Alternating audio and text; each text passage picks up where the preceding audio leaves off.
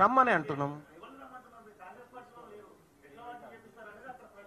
నా office open చేసి ఉంది. దాన్ని ఓవర్ యాక్షన్ చేయకు కానీ జరాలు అది బంద్ చేయి అది తెలుస్తూనే ఉంది కానీ బంద్ చేయి తమ్మి, బంద్ చేయి. క్వశ్చన్ అడిగినా ఆమె, క్వశ్చన్ అడిగింది ఆమె, నీకే కాదయా.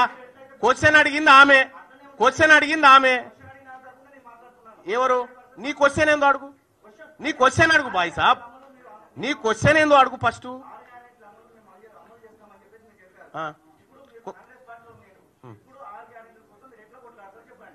ఆమె అడిగిన క్వశ్చన్ నీకు అర్థం కాకపోతే అర్థం చేసుకో. ఆ సోదరు అడిగింది ఏంది? 6 గ్యారంటీలు అమలు చేయకపోతే నా దగ్గరికి రండి.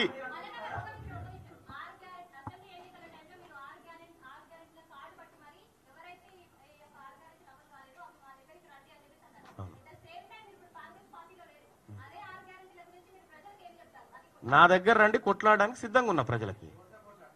ప్రభుత్వంతో కొట్లాడతాం, హామీలు ఇచ్చిన వాళ్ళతోటి.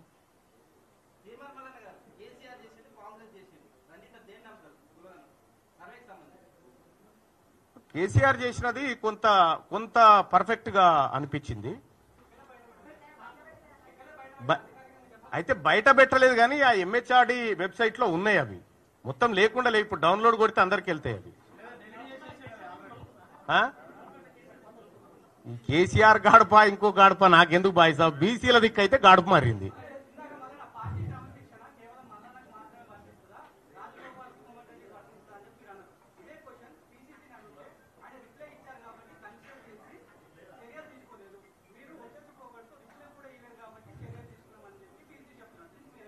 ఇప్పుడు నా దగ్గర వీడియో ఉంది, నేను రిప్లై ఇయ్యలేదని చెప్పి ఆయనే చెప్పిన వీడియో ఉంది, వింటావా?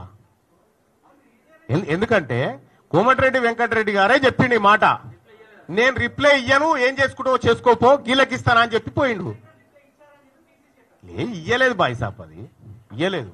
అంటే వాళ్ళకో న్యాయం మాకో న్యాయం కాదు కదా, అట్లా. మా రథం లాగడానికి ఆమె కూడా వస్తాడే, మేమెందుకు వద్దంటాం? బీసీ ఎందుకంటే ఇన్ని రోజులు మిమ్మల్ని మోసినాం కదా, ఇప్పుడు మమ్మల్ని కూడా మోయాల్సినటువంటి సమయం. ఇక అనివార్యంగా అందరు కూడా బీసీ జపం చేయాల్సిందే.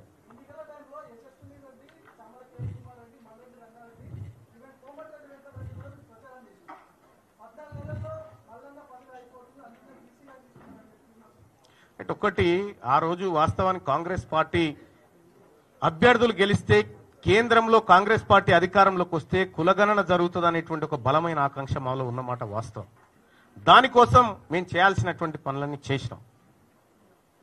వాళ్ళని గెలిపించుకోవడం అంటే రాహుల్ గాంధీ గారిని గెలిపించుకోవడం అని చెప్పినాం కూడా.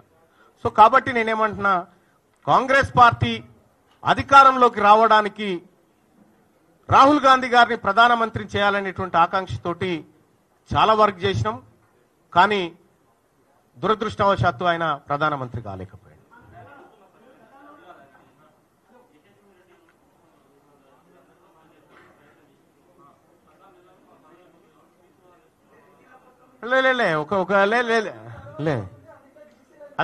అది నాకు వినిపించదు. నేనేమంటున్నా, నేను 14 నెలల్లో పదవి అయిపోతే మళ్ళీ గెలవాలనుకుంటే నేను వీళ్ళందరూ జోక్కుంటా కూర్చోవాలి బాయ్ సాబ్.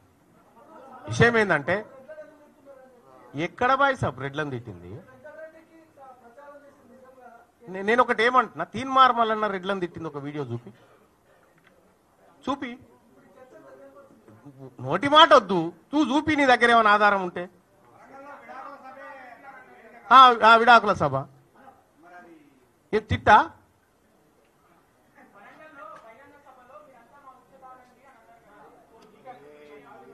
కూడా మీ వాళ్ళని అడుగు, దానికి సమాధానం వాళ్ళు చెప్తారు. ఎందుకంటే వాళ్ళందరూ క్లారిటీ ఇచ్చిన నేను అన్నది పర్టికులర్ పర్సన్ అనేటువంటి విషయం వల్ల. ఎందుకంటే ఈ వర్గాలను అవమానించినటువంటి వ్యక్తిని అన్న తప్ప అందరినీ కాదు అనే మాట చెప్పినా అందులో ఆ పేరు కూడా వాళ్ళే. నువ్వే 10 మాట్లాడినావు బాయ్ సభలకి ఛాన్స్ పాపం.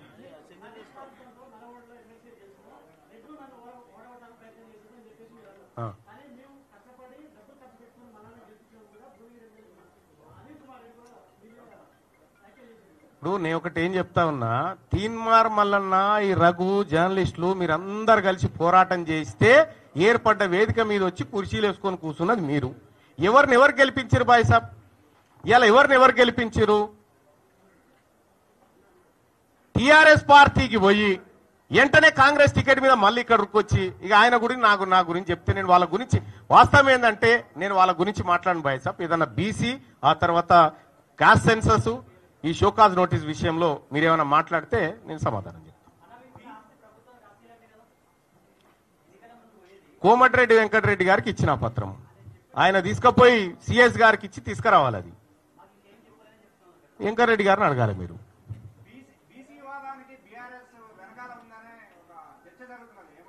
బీసీ వాదానికి లేదు, వాళ్ళు ఎందుకుంటారు?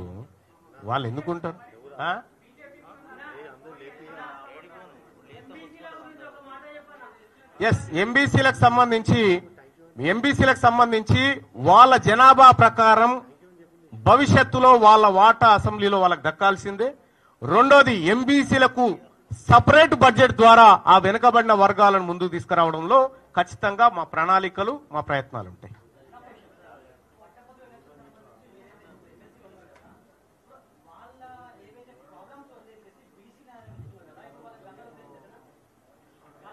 ఇప్పుడు వాళ్ళ ప్రాబ్లమ్స్ ఏంటివో చెప్పండి. ఈడబ్ల్యూఎస్ కోటా వాళ్ళ problem, economically weaker section quota వాళ్ళ ప్రాబ్లం. బీసీలకు దక్కాల్సినటువంటి 25,000 ఉద్యోగాలను ఈడబ్ల్యూఎస్ కోటా పేరుతో ఎత్తుకొని పోయారు. అది వాళ్ళ ప్రాబ్లం.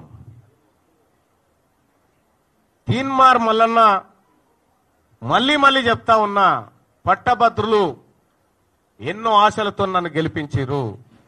వాళ్ళ ఆశయాలు ఎట్టి పరిస్థితులు వమ్ము కావు. నెక్స్ట్,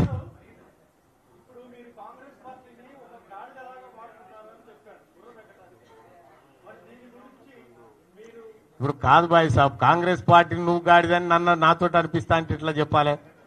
ఇప్పుడు మీరే అంటారు. ఇప్పుడు నేను దాన్ని గాడిదనకపోతే గుర్రం అనకపోతే మీరే అంటారు. ఇప్పుడు మీరు కూడా నా లెక్కనే తయారైతే ఎట్లా? మరి మీరు కూడా చేయాలి, మరి మీరు కూడా రావాలి ఉద్యమంలోకి. బీసీ జర్నలిస్టులకు ఎస్సీ ఎస్టీ జర్నలిస్ట్ సోదరులకు కూడా చెప్తా ఉన్నా, ఎందుకంటే మీరు కూడా ఈ ఉద్యమాన్ని మీ అందరి సహకారంతో ముందుకు తీసుకుపోవడానికి సహకరించాలని చెప్పి రిక్వెస్ట్.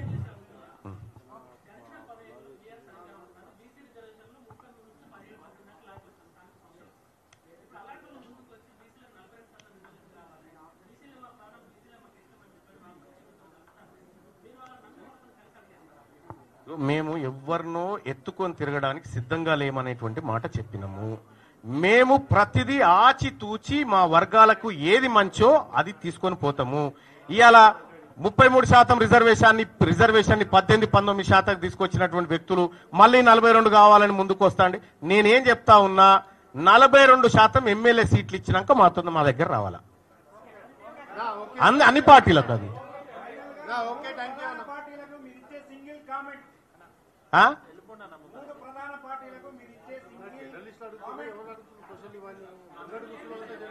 జనాభా ప్రాతిపదికన బీసీలకు దక్కాల్సిన వాటా బీసీలకు దక్కాలి, ఓసీలకు దక్కాల్సిన వాటా ఓసీలకు దక్కాలి, ఎస్సీ ఎస్టీలకు దక్కాల్సిన వాటా ఎస్సీ ఎస్టీలకు దక్కాలి.